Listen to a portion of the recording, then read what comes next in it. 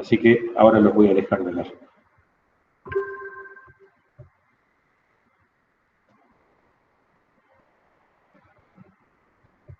Bueno, bien.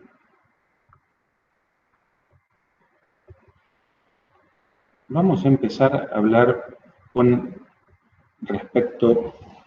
les digo, esta clase va a ser un poco más corta y recuerden que tienen que responder unas breves preguntas. Vamos a empezar a hablar de lo que es el ambiente extremo. El ambiente extremo es todo aquello que sale de lo normal. Tenemos desde plataformas submarinas, tenemos desde trabajos en condiciones inadecuadas, en lugares que no estarían para trabajar, en desiertos y en estepas, en lugares un poco más áridos. Pero bien, vamos a empezar por las definiciones. ¿Qué es el ambiente? Ambiente es el entorno. De hecho, en inglés, environment y ambiente es lo mismo. La traducción, para algunos, y van a encontrarlo mucho en el lenguaje español, medio ambiente y ambiente son sinónimos. Es muy simplista decir que medio ambiente es la mitad de un ambiente. No es así. Medio también significa el entorno. Cuando hablamos en química de una solución en medio acuoso, es que el entorno de ese soluto está en un medio acuoso. Entonces, el medio ambiente es el entorno que rodea a un organismo o a una población específica, donde vamos a tener atributos físicos, químicos y biológicos. Bien, ¿qué significa esto? Yo leo y después traduzco. Un organismo, porque puede ser algo individual, como tenemos este árbol, que tiene un entorno limitado, en una burbuja de vidrio. O puede ser una población. Esa población, para los que estuvieron en estadística, es un conjunto de elementos que en nuestro caso son personas, esas personas son trabajadoras o trabajadores, y ese ambiente no es un ambiente estático, sino que va a haber cuestiones físicas, cuestiones químicas y cuestiones biológicas en mi entorno, sobre todo en el entorno laboral. Como ambiente se mezcla con la cuestión ecológica, hay factores bióticos y hay factores abióticos. Bióticos es que tiene vida, ¿sí? Lo único que estaría ahí en el medio son los virus, que tienen una forma difícil, los hongos podrían ser otros, y los abióticos, que son los inanimados, ¿sí? Los minerales o aquellos elementos que están formados por el ser humano, estos elementos no tienen vida. Y tienen función clara en el desarrollo, en la supervivencia y evolución. Acá vuelvo a repetir, desarrollo del organismo o de una población, con lo cual hay un desarrollo de más en esta definición. Pero bueno, no nos distraigamos con ese pequeño error, pero sí que va a participar en el desarrollo del entorno, la supervivencia, la evolución y el desarrollo del propio organismo o de la población. ¿Sí? Esto es el ambiente, ya es todo lo que rodea, o medio ambiente. ¿Hay un solo tipo de ambiente? No. Hay ambientes de acuerdo a cómo lo quiera mirar. Si yo lo quiero ver desde adentro o desde afuera, ¿sí? El ambiente interno mío es mi organismo. ¿Sí? Yo soy un organismo. Y en mi organismo tengo un ambiente o un medio ambiente en donde tengo de todo. Hasta tengo otros seres vivos, porque tengo bacterias, porque a lo mejor tengo algún hongo, ¿sí? Básicamente tenemos bacterias. En estado de plena salud tenemos bacterias. Hay algunos que tienen piojos, bueno, ya tienen otra cosa y tienen una cuestión más para agregar, ¿sí? Pero vamos a hablar desde lo normal. Bien. Entonces, el ambiente interno es lo propio hacia un organismo multicelular. ¿Puede haber un medio en un organismo unicelular? También.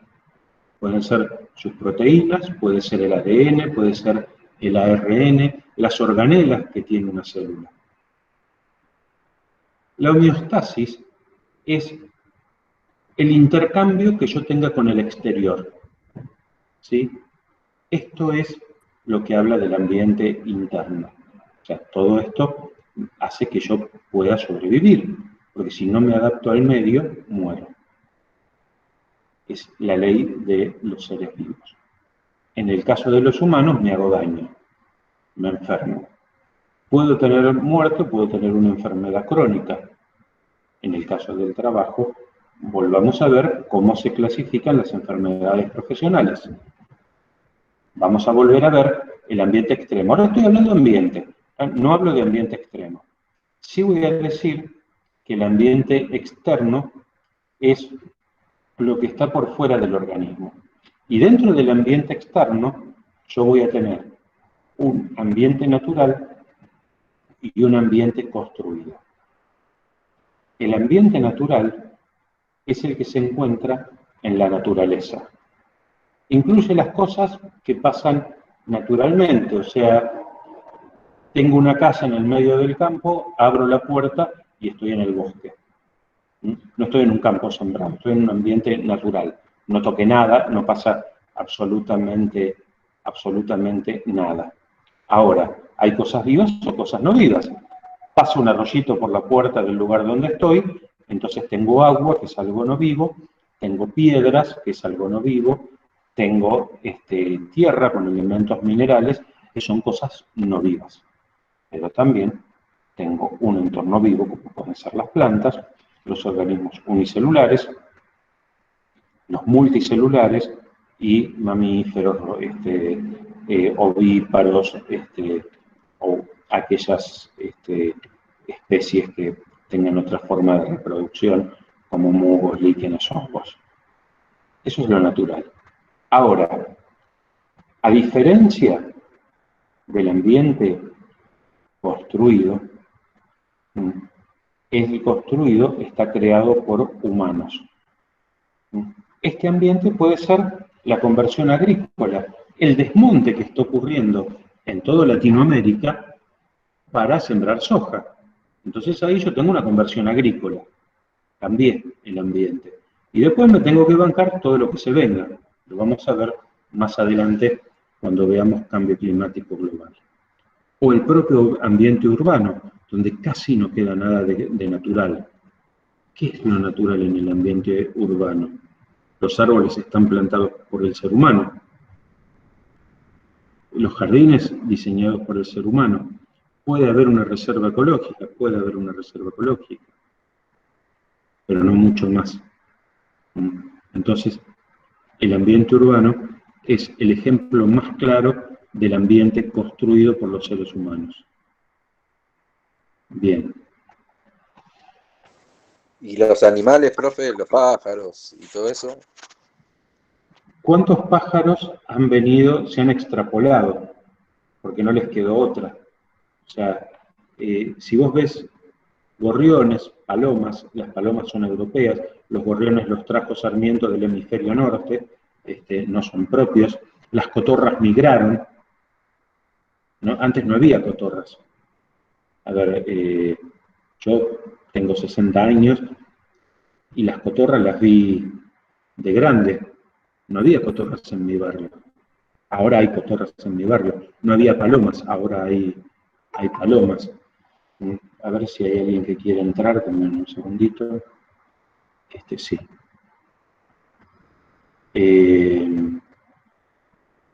Así que sí, estas son las cuestiones. Romina, quería decir. ¿Romina? Yo levanté la mano, profe. Ah, Luciano, el tema dale. ahora de los carpinchos que están sobrepoblando, ¿no?, la zona del delta. Explícame un poco más porque todo lo que me llegó de los carpinchos son memes. No, ¿qué está pasando ahora? Que está habiendo sobrepoblación. No sé, los carpinchos están ¿Por qué te parece que los carpinchos, perdón, que te conteste, tenga este error de contestarte con otra pregunta? ¿Por qué crees que los carpinchos migraron? ¿Qué pasó? ¿Qué tuvimos? En realidad creo que no migraron los carpinchos. Las personas ocuparon los lugares donde habitan los carpinchos. ¿Puede ser, profesor? Está bien, pero hubo algo que pasó en estos últimos días, en estas últimas No, 3. la baja del agua. Perfecto, Sabrina, bajó el Paraná. Bajó el Paraná a una cuestión inusitada.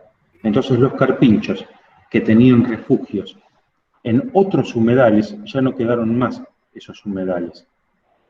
Entonces cambió eso. Y se encontraron que los otros humedales estaban ocupados por la urbanización que había en ese momento. Y muchas, a ver, mi hermano es agrimensor y hablamos con él, y vemos que en muchos de esos barrios caros, de esos countries muy caros, pero los muy caros realmente, tuvieron que hacer losas especiales porque no se había sentado bien el terreno, entonces las casas tendían a ladearse y corrían riesgo de caerse. Entonces, lo de los carpinchos es un tema también vinculado al cambio climático, esta cuestión de la migración de los carpinchos. Por eso, discúlpame, pero quería estar un poco más seguro a dónde iba tu pregunta. Pero justamente eso tiene... Bárbaro. Eso tiene mucho que ver con el cambio climático. Bien. Hablamos de ambiente construido, que es el que hizo el ser humano. El ambiente natural es un ambiente donde está la naturaleza viva. Por lo general, en muchos lugares de nuestro país y de ambiente extremo conviven los dos. ¿Sí? Hay zonas que están preservadas y hay zonas que están construidas. O sea, construido no significa ladrillo y cemento. Construido significa que no es en su estado inicial. Esto es lo que significa. Por eso lo agrícola. Por eso les doy el ejemplo del desmonte para los cultivos humanos. Entonces, ¿el ser humano es parte del ambiente? Sí, es parte del ambiente. Pero es uno de los pocos que lo modifica de forma irreparable para producir un entorno construido. O sea, podrían ser los castores que hacen esos diques. Si fueron a Tierra del Fuego, en Tierra del Fuego son plaga. Y había gobernadores que pagaban por los castores muertos. Entonces, bueno, esta cuestión tenía que ver con el error de haber traído castores de Alaska sin su predador natural. Entonces, no hay predadores naturales. El otro punto es, eso fue una extrapolación. Estos son los desastres que a veces hace la humanidad en nombre de nada. Porque dijeron, uy, qué lindo, parece Alaska, faltan los castores, bueno, traigamos un castor, y trajeron los castores. No había razón para hacerlo. ¿Sí? Bien, los horneros, los pájaros que hacen nidos, no modifican el entorno de forma de construir otro entorno. No lo han hecho y no lo hacen. Entonces, esta es una de las lógicas. Y ahora bien, si hablamos del ambiente, del medio ambiente, ojo que son sinónimos, yo los tomo como sinónimos, ambiente y medio ambiente. En el ambiente extremo, las condiciones son duras, porque sería muy difícil que el ser humano viva sin algo que le permita adaptarse. pH 2 u 11 son pHs muy extremos Piensen 7,2, 7,4, que es el pH óptimo para el desarrollo de la vida humana. pH 2 es el gástrico, el ácido clorhídrico que genera el estómago para destruir todo organismo vivo y que no genere problemas en el resto de la digestión y en el resto del intestino. 11 es extremadamente alcalino, no se podría vivir. 20 grados bajo cero. ¿Cómo hacemos para vivir con 20 grados bajo cero más allá de 10, 15 minutos si no tenemos la ropa adecuada? ¿Cómo hacemos para vivir con 113 grados Celsius si no tenemos un refrigerante o si no tenemos un aire acondicionado? Están pensando en el desierto y están pensando en algunos trabajos en zonas volcánicas con estas temperaturas.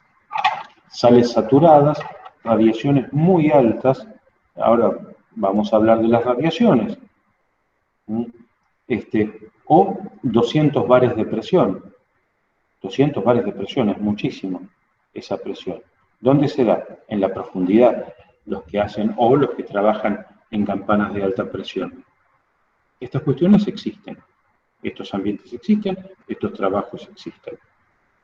Entonces, básicamente, son condiciones inhóspitas para la vida.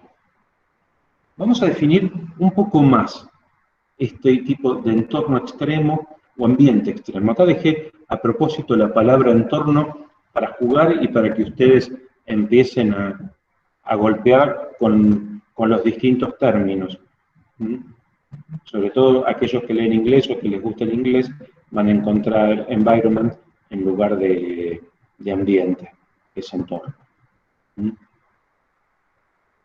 Alcalino es por encima de 9. Este pH por encima de 9 no es algo que llega una vez y después baja, sino que se mantiene de forma persistente. ¿Sí? Puede ser que se mantenga a lo largo de un tiempo, muchos meses, y que después pueda cambiar. Vamos a ver ejemplos. Ácido por pH de 5, ya casi la vida es imposible en estos periodos. Mismo, frecuencia regular y periodos prolongados de tiempo. Por debajo de los 5 grados ya es un clima frío, es un clima donde la gente se puede morir de hipotermia. También, forma persistente o forma regular o periodos prolongados de tiempo. Pueden ser sitios montañosos, las zonas polares o el océano profundo. El océano profundo tiene temperatura muy baja. Puede ser una zona, un ambiente muy caliente por arriba persistentemente de los 40 grados Celsius. Hay más calor en muchas zonas, absolutamente. ¿Sí? Las fumarolas, que son... Profe. Sí. Una consulta, disculpe. Y en cuanto a las fundidoras que trabajan también a alta temperatura, ¿son consideradas ambientes extremos? ¿O por el tipo de jornada no entran en la categoría? Eso es un trabajo penoso. Eso está en otra categoría y está legislado por la legislación argentina. Por la ley de higiene y seguridad, la ley de accidentes y enfermedades profesionales, está considerado como un trabajo penoso. Trabajo penoso es aquel trabajo que genera el envejecimiento prematuro o la muerte. ¿Sí? En este caso, trabajar durante mucho tiempo expuesto. Tiempo de exposición, ¿no? Es otro tipo de exposición. Acá estamos hablando de ambientes. Básicamente, de vivir en el ambiente. Claro, o sea, gracias. O extrapolar a trabajadores para que vivan en ese ambiente, ya lo vamos a ver. Porque, sobre todo, no tanto acá en Argentina, pero en otros países, hay empleadores que los llevan a trabajar a zonas inhóspitas. ¿Sí? Por ejemplo, el próximo mundial, el que se va a hacer en Qatar, llevaron a gente de países que no eran tropicales a trabajar en largos periodos expuestos a las temperaturas del desierto. Muchos murieron. ¿Sí? Muchos murieron. Algunos por accidentes de trabajo, otros por golpes de calor. Este sería el ejemplo más claro. ¿Sí? Fumarolas volcánicas. En la Antártida hace frío. Los mares son fríos, ¿no? Claro, profe, a eso lo llaman aclimatado o sin aclimatar. Claro, sería algo así. Lo llevaron sin aclimatar, pero Claro. les puedo asegurar que 40 grados o más permanente No. en trabajo al exterior, en forma prolongada, 8 a 10 horas por día, es la muerte literal. Bueno, les estaba diciendo, en la Antártida hace frío. Todo el mundo piensa que los océanos son fríos, lo cual es muy cierto. La temperatura del agua está a menos de 2 grados en la Antártida. Ahora, si yo le dijera que hay gente que se baña en malla común, bueno, es por las fumarolas volcánicas. Hay lugares donde salen los volcanes en el mar y generan que el agua esté tibia a caliente. Pero siempre hay algún tarado, como me tocó ver, que saltó de un barco directo a la fumarola, pero no chequeó la temperatura del agua, que estaba a 90 grados. Literalmente se cocinó. Está vivo, porque pudo salir rápido. Como en Creo que en el Golfo, en México, hay ahora eso lo que estaba hablando usted, profe. Hay mucho, Como y están los una geysers. erupción en el mar. Sí, hay muchas así, ¿eh? Hay muchas de estas fumarolas, pero esa es permanente. Y están los geysers en el parque de Yellowstone, que son fallas volcánicas que se llenan de agua, el agua enfría hasta que se calientan y ahí sale el chorro de agua y vapor. Estos son extremadamente calientes. Profe, en las grutas dicen que el agua todo el año está a 24 grados, e incluso que es más calentita que en Mar del Plata, que está más arriba, más al norte. ¿En dónde? En las grutas. En las grutas sí, porque es la corriente cálida de Brasil que se desvía con la corriente fría de Malvinas. Ah, bueno, es ese entonces, no es que haya volcanes, por ahí nada. No. Listo. No, es eso. Bueno, ejemplo de ambiente ácido, como les prometí. El río Huelva en España, el río Tintillo Huelva en España, tiene un pH muy ácido y tiene elementos tóxicos como arsenio, cadmio o plomo. ¿Y de dónde viene esto? Viene de las minas, de la actividad minera, porque extraen los minerales que, estando en su medio habitual, en su medio natural, no se exponen a las bacterias extremófilas, que acá se las cito, a estos microorganismos extremófilos, que están en la superficie, como son aerobios, necesitan del aire, y cuando esto se expone a la superficie, comienzan a degradar los metales, los acidifican por el metabolismo de estas bacterias extremófilas y producen ríos de la muerte, donde no hay un solo organismo vivo. Y tomar agua o bañarse en estos ríos produce la muerte. Ambiente ácido. Ambiente alcalino, las salinas de la Puna. Algunas se llenan de agua, como la Laguna Brava en Atacama. Estas son varias lagunas, hay algunas en Chile, hay otras en Bolivia, hay otras en Argentina. Son muy ricas en litio. Tampoco hay vida, porque el pH es muy alcalino y los organismos, salvo los extremófilos, que son bacterias que viven en cualquier lado, no hay organismos vivos. ¿Sí? Por eso el color del agua. Hay lagunas muy salinas, como la de Carué, que tienen tantas sales que uno no necesita nadar porque flota. En el agua normal, recuerden el principio de Arquímedes, que todo cuerpo que se sumerge tiene un empuje que hace que flote, va de abajo hacia arriba. Por eso es que los barcos navegan. Es puesto en palabras porque un barco navega y no se hunde, aunque sea muy pesado. Bien, en el ambiente alcalino pasan estas cosas, Laguna Brava, Atacama, Argentina, ambiente alcalino. El clima frío es un clima donde el trabajo tiene otra cuestión, ¿sí? Acá estamos viendo en la nieve, más o menos debe ser 1 o 2 grados bajo cero, porque esta foto es el del verano, o sea, acá hay un ambiente cálido, ¿sí? Esto es el ambiente frío. El calor extremo, lo que yo les comentaba, en Kuwait, en Qatar, donde va a haber un calor extremo, el trabajo al aire libre y en muy pobres condiciones de trabajo. La ropa que tienen no es la adecuada para trabajar en este calor extremo. Tenemos ambientes hipersalinos, altos en sal. El Mar Muerto, por ejemplo, la laguna que les comentaba recién de Carué, alta presión, los que trabajan en profundidad, los submarinistas, son lugares de alta presión.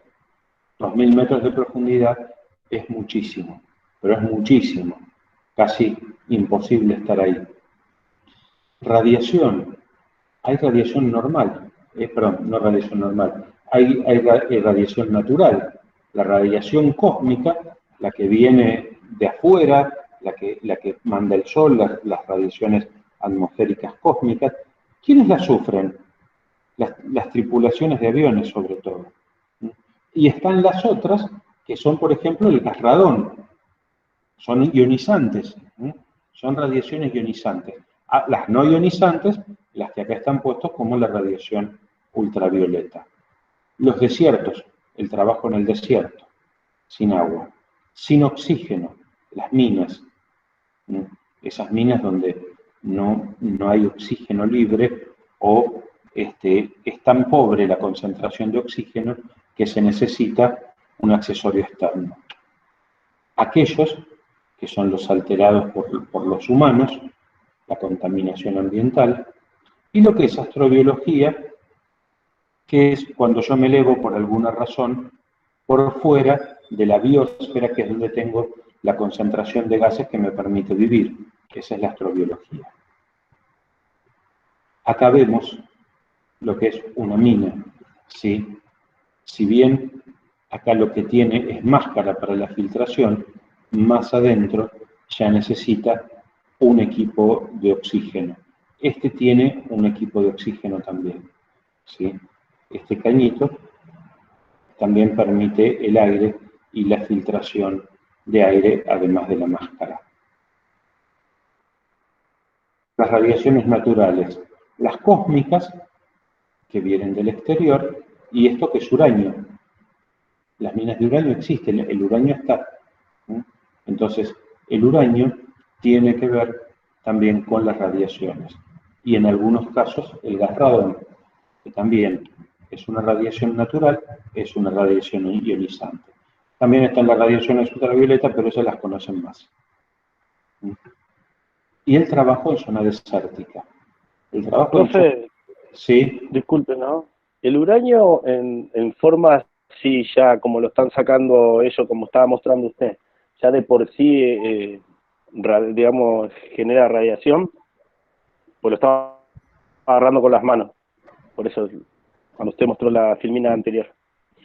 O tiene que estar activado para que genere radiación. Pregunta, ¿no? Pregunta a mí por desconocer. A ver, tienen niveles de radiación muy bajos. Lo que pasa es que como es altamente excitable, se lo somete a un golpe de energía, entonces cambia el estado atómico. Se le agrega un neutrón, entonces, y un electrón cambia de órbita. Al pasar eso, ya el estado de excitación genera una reacción en cadena. Pero en estado natural no son radiactivos. Generan radiación mínima, pero generan radiación. Organismos sensibles pueden sufrir algún tipo de problemas. Pero no, olvídense, ahí no tienen problemas. Bueno, el trabajo en zonas desérticas, lo venimos hablando. Y si encima están tirando asfalto, el problema es mucho peor, ¿sí? Y la contaminación antrópica, ¿sí? Estas son las grandes ciudades. Esto no es un chiste, esto ocurre.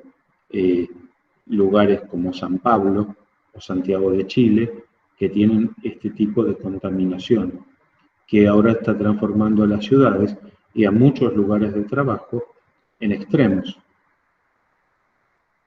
Porque el ambiente que no era de esta manera, lo es por la gran cantidad de gases. Entre ellos... Una pregunta, profe. Sí. Ahí el monóxido de carbono es uno de los principales, ¿no? Gas de efecto invernadero que calienta. El dióxido de carbono y el metano son los que tienen mayor cantidad. El monóxido no tanto. Ajá. El monóxido es menos. Lo que pasa es que el monóxido tiene un gran poder de mortalidad. Es altamente mortal porque se une de forma irreversible a la hemoglobina. Es mucho más complejo, pero no hay tanto. Básicamente lo que se produce es dióxido de carbono porque toda la contaminación es en base al carbono. Y el carbono se oxida con 2 moléculas de oxígeno, por eso es dióxido de carbono, más que el monóxido. Pero, a ver, estoy hablando de estos ambientes. Ahora, si ustedes se encierran en un garage con un auto, ahí se van a morir por el monóxido de carbono, porque no genera, no tiene lugar para que se oxide de otra manera el carbono. También hay hollín. Acá hay mucho material particulado. Sí, díganme. La cámara hiperbárica, ¿qué hace con el monóxido? La cámara hiperbárica con el monóxido trata que compita con la hemoglobina por alta presión. Se le pone oxígeno a alta presión. También eso se utiliza mucho en las gangrenas, donde las arterias, por estar obstruidas por alguna razón, por lo general por un coágulo, no llevan oxígeno a los tejidos. Entonces, tratan de oxigenar los tejidos por alta presión. Eso es lo que hace la cámara. Es lo que se intenta con la cámara hiperbárica. No es la solución para el monóxido. Muchos se mueren igual en la cámara hiperbárica. Bueno, también el material particulado y el ozono, que en la alta atmósfera evita la radiación ultravioleta, a nivel de la biosfera, sobre todo a nivel de la altura de los seres humanos, genera irritación, genera alergias, genera conjuntivitis del tipo alérgicas y patología pulmonar. También viene de la mala combustión de los autos. Sí. Esto es lo que ocurre con la contaminación antrópica.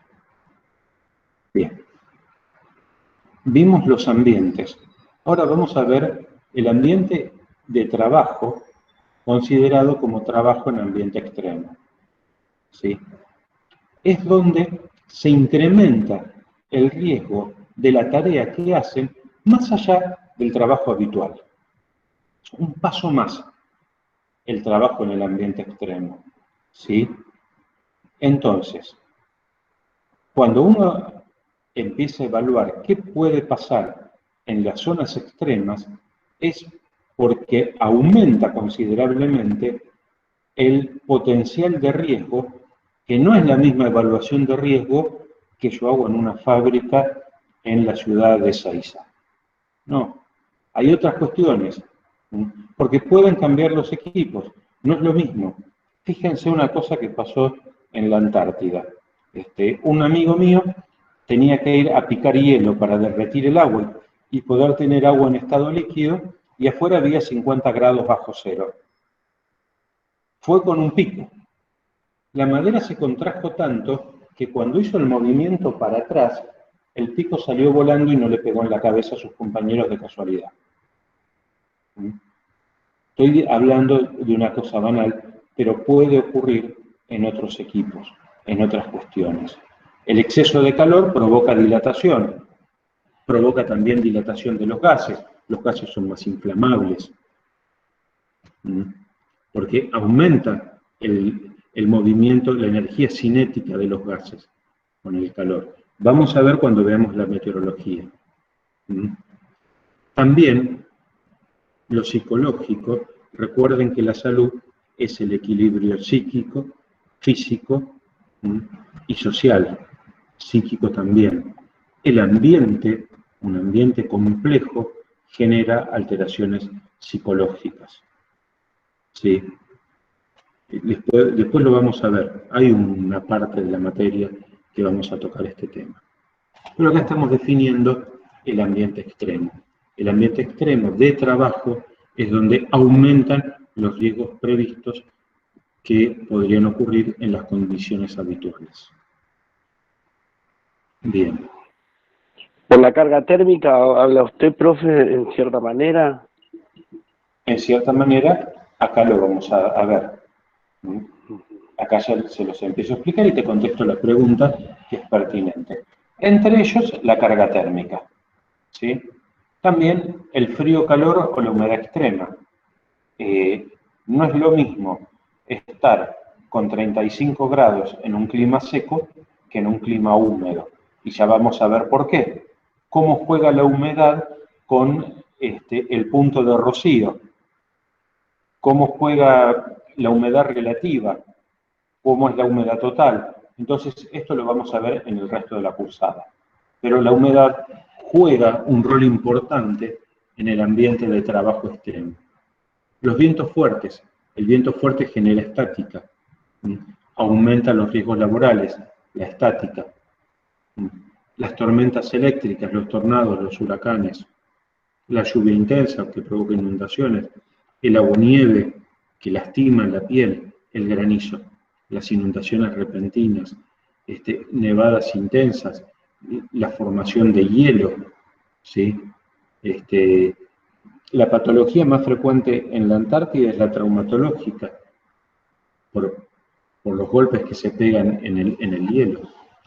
Una gran altitud, mando a la gente a trabajar a la alta montaña para hacer un camino. Hay hipoxia.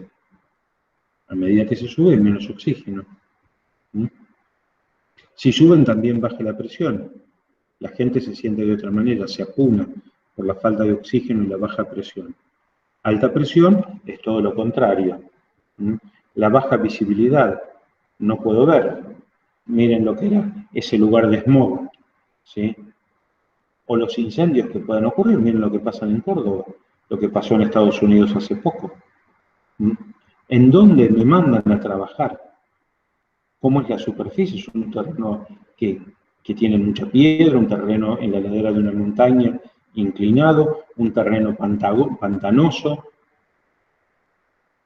El trabajo remoto que me saca de mi hábitat, y eso sí genera un problema psicosocial.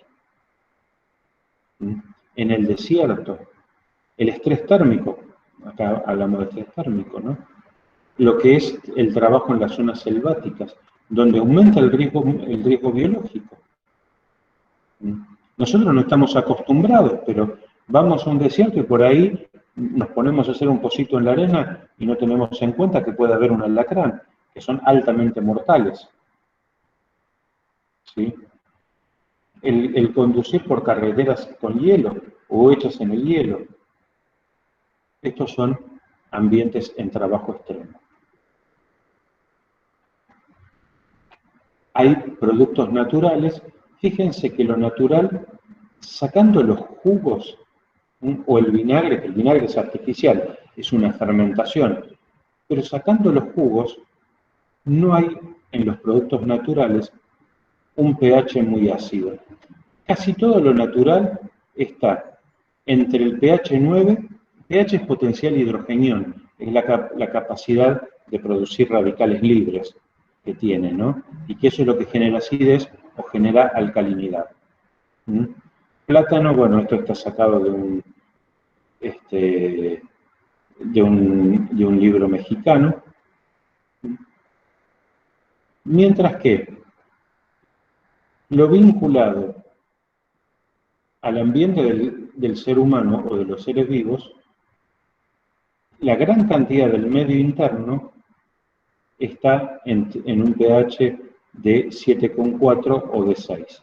Un poco más ácido la orina y un poco más ácido la piel, pero la orina no mucho.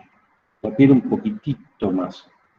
Mientras que el jugo gástrico tiene un pH de 2, las bacterias acidófilas generan un pH ácido, mientras que las basófilas intestinales y los jugos pancreáticos son altamente alcalinos. ¿Por qué los jugos pancreáticos son altamente alcalinos? Porque después del estómago se libera en el conducto biliar, que se llama conducto de Wilson, se liberan los ácidos biliares. Entonces, para neutralizar este jugo gástrico y estos ácidos estomacales, que están a un pH de 2, hay un pH pancreático que está entre 8 y 10. ¿Sí? Por eso hay una regulación básicamente digestiva. Bueno, en la naturaleza ya vimos las fumarolas que son ácidas, el drenaje mineral y algunos lugares salados, entre ellos el agua del mar. Y en los productos químicos tenemos de todo. Ambiente extremo, gran contaminante del petróleo en los desiertos, ¿sí? Hay que trabajar. Y esto ocurre, y hay muchos argentinos trabajando en este sistema. ¿Sí? Muchos argentinos. Esto es una mina. Entonces, llueve, el lavado de agua genera estos lagos altamente ácidos, sobre todo en este tipo de minas, que son a cielo abierto, y las filtraciones generan ríos que traen estos minerales. Y con las bacterias extremófilas se acidifican. Ahora, cuando nosotros ponemos en marcha este tipo de ROVs, ¿sí?, se necesita estar adaptado a una presión que es una atmósfera por cada 100 metros que se baja. ¿Sí? Vivimos a una atmósfera nosotros, de manera normal. Bien, ya vamos terminando. Temperatura y calor. ¿Son lo mismo la temperatura y el calor? No, no son lo mismo. El calor es la energía total del movimiento de las partículas, la energía cinética. Las partículas en movimiento es la energía que se libera por el movimiento de las partículas. ¿Por qué el ser humano tiene una temperatura de 37 promedio? Porque todas las reacciones para mantener la vida, todas las reacciones metabólicas terminan liberando agua y dióxido de carbono más calor. ¿Sí? Ahí está la molécula de adenosindifosfato, que son moléculas que al romperse generan energía cinética, energía de calor, y generan dióxido de carbono por la oxidación. La sangre trae oxígeno y libera dióxido de carbono en los pulmones. La hematosis. Bien. Eso es el calor. ¿Qué es la temperatura? Lo que mide el calor. La temperatura es lo que mide el calor. Es una escala.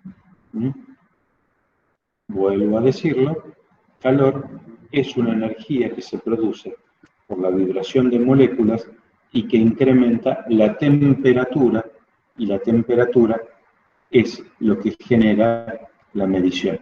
Aparte de la temperatura, la dilatación de los cuerpos, se funden los sólidos ya a mucho calor y se evaporan los líquidos. Entonces, una temperatura elevada es producida por el calor. Esto queda claro. ¿Sí? La temperatura puede estar en el ambiente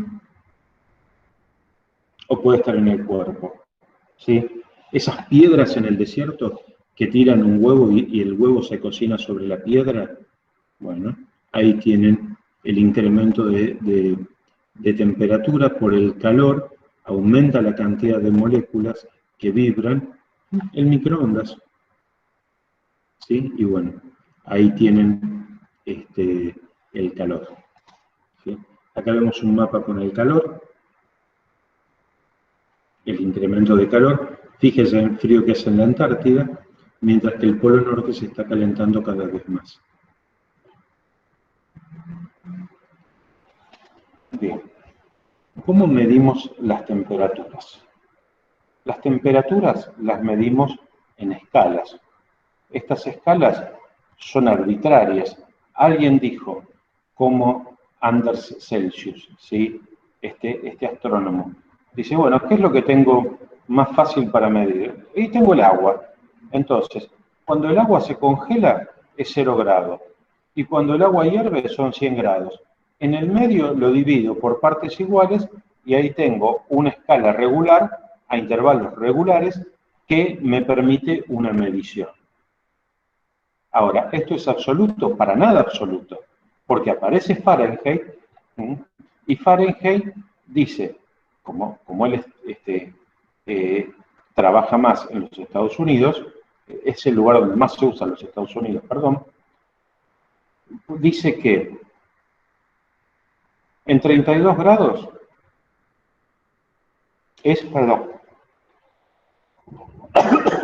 perdón, se me seca la boca. En 32 grados equivale a 0 grados. Y en los 212 es la temperatura de la ebullición del agua, porque utilizo otra escala. Mientras que Kelvin, un lord británico, utiliza otro tipo de escala donde el 0 sería la ausencia de calor absoluta, el 0 es absoluto, es muy difícil llegar al 0 Kelvin, y el punto de congelación del agua son 273 grados Kelvin y el de ebullición 373. Coincide con el de Celsius. Hay 100 grados de diferencia entre el punto de congelación y el punto de ebullición. ¿Sí? Es lo mismo. Y acá profe, una consulta de... Sí. El 0 absoluto, ¿cómo se definiría? Mucho lo de Schwann, si no tengo entendido, claro. ¿A qué se define? Se llama el 0 absoluto en temperatura. Porque... La ausencia absoluta de calor. Ya no hay movimiento de partículas. Está bien, y... Bien. ¿Se llegó hasta ahora? No se llegó. Igual, profe, depende de la densidad de cada sustancia, digamos, ¿no? Obviamente. Sí. Pero en el caso del agua, sí. Tenés que bajar 273 grados. O sea, es muy complejo. Un termo de nitrógeno líquido está en menos 190 grados. Y es lo más que se ha llegado en el nitrógeno líquido. No se llega más abajo, hasta ahora, ¿no? Bien, acá les dejo, esto está en la guía también, cómo es, cómo ustedes convierten de grados Celsius a grados Fahrenheit, que es 9 dividido 5 por la temperatura en grados centígrados más 32. Si acá fuera 0 grado, es esta temperatura donde 32 grados es el 0 grado Celsius. Porque la división de 9 dividido 5 por 0 es 0. Entonces lo único que queda es lo que se le suma. Mientras que los grados Kelvin es la temperatura de grados Celsius más 273, porque el rango es el mismo, son equivalentes. ¿Sí? Bien. Bueno, hay distintos tipos de clima en Argentina, pero esto lo vamos a ver para la próxima clase.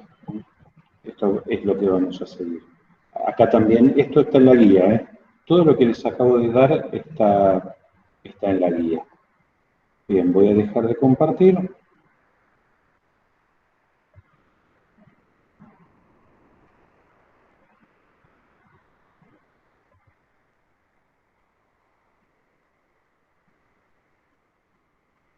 Bien, la dejo de presentar. Nos volvemos a ver. Bueno. ¿Dudas, preguntas?